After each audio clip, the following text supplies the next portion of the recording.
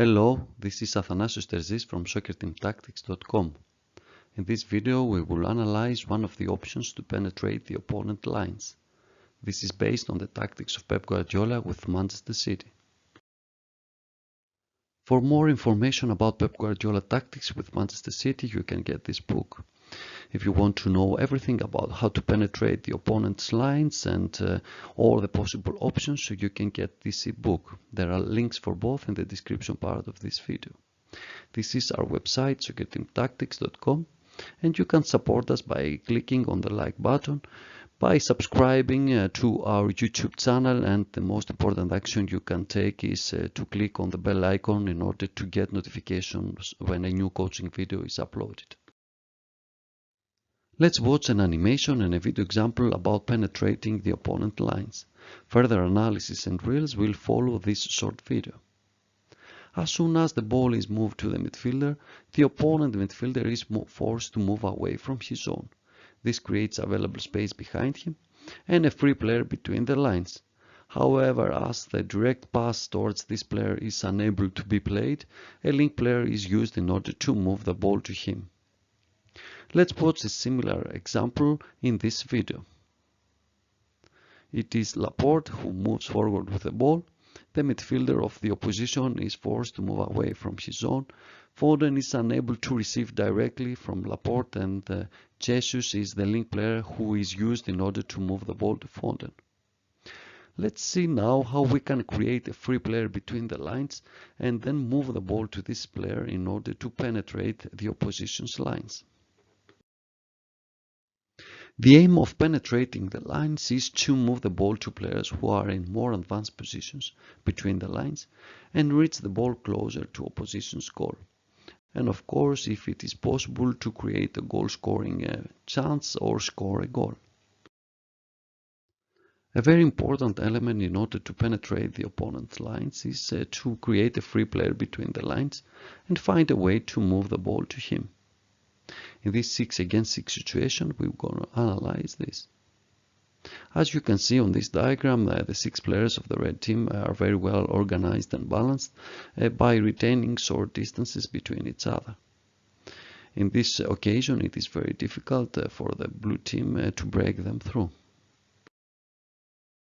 When a City player has the ball and available space in front of him, Guardiola asks him to invite the pressure, to move forward with the ball and force a defending player to move away from his zone. This is what happens in this diagram. The player with the ball moves forward, invites the pressure, and the red player in the middle moves forward to put pressure on him.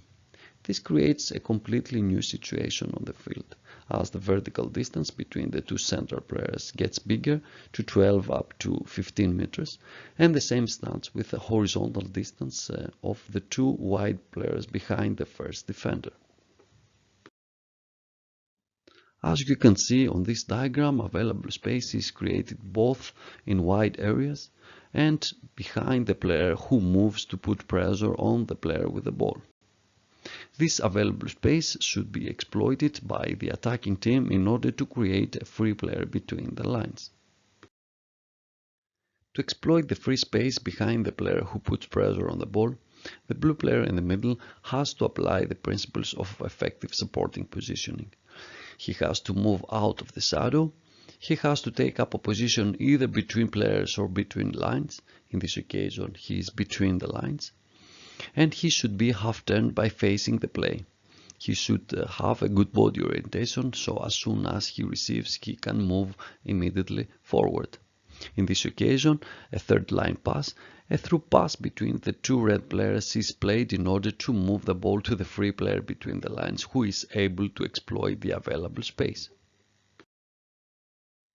What happens if the player who is free between the lines is still in the shadow of the player who puts pressure on the ball?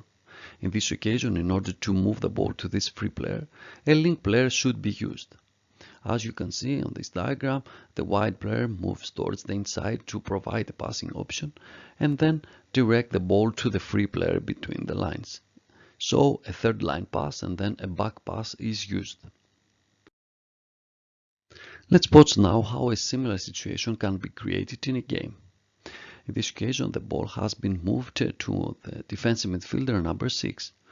The player number 8 of the red team moves to put pressure on him, and despite the fact that number 10 of the blue team tries to take up an effective position, he is still in the shadow of number 8.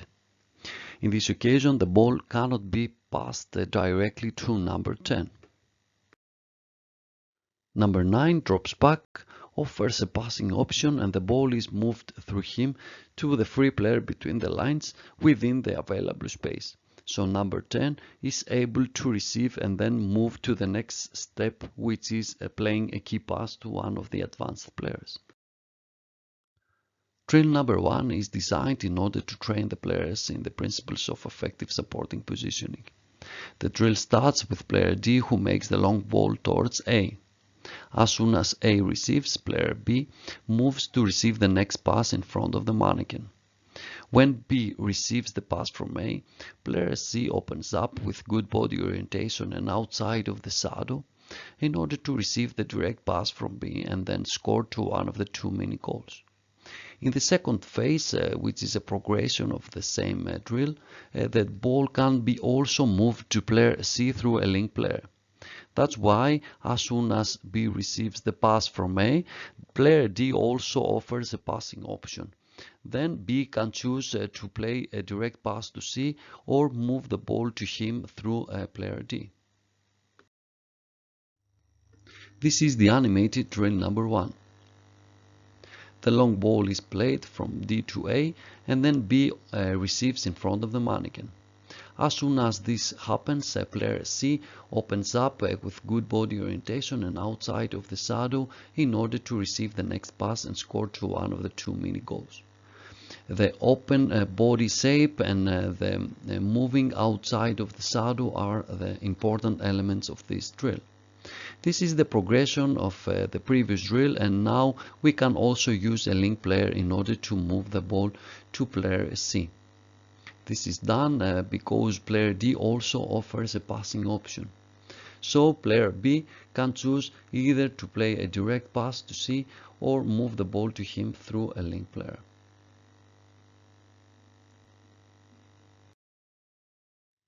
Drill number 2 is executed in a limited space.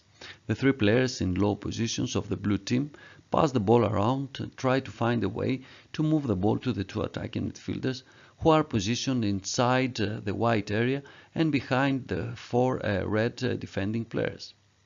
Moving the ball to these 2 players can be done either with direct passes or with the use of number 9, who is used as the link player. As soon as the ball is moved to number 10 or number 8, they try to score to one of the 2 mini goals.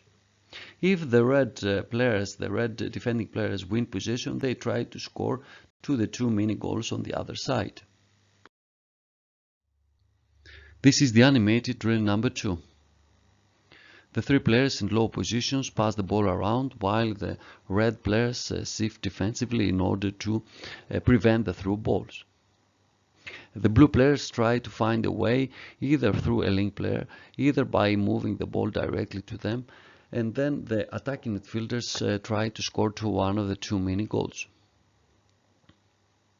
It is very important for the 3 low position players to read the positioning of the defending players in order to use the appropriate option.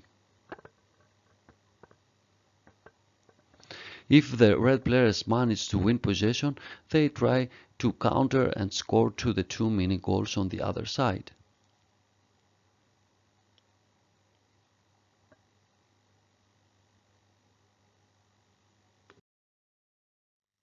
If you like the content of this video, hit the like button. You can support us by clicking on the subscribe button, and by clicking on the notification button you will get notifications when a new coaching video is uploaded. Thank you for watching.